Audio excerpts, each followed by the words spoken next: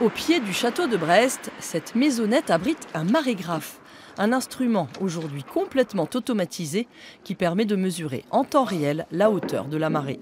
C'est des ondes qui sont émises donc, à partir de cet appareil-là, donc des ondes émises toutes les secondes, et c'est le temps d'aller-retour entre l'appareil et la surface de l'eau où les ondes sont réfléchies et renvoyées, qui permettent à partir de cette distance de déterminer une hauteur.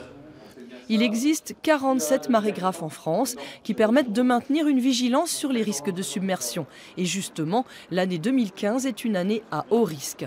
Elle comptera pas moins de 40 jours de grande marée, dont la moitié avec des coefficients supérieurs à 110.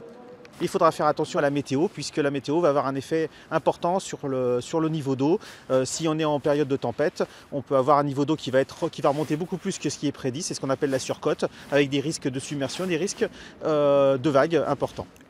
Pour prédire quelle sera la hauteur de marée à un endroit donné, il faut tenir compte de 143 paramètres différents.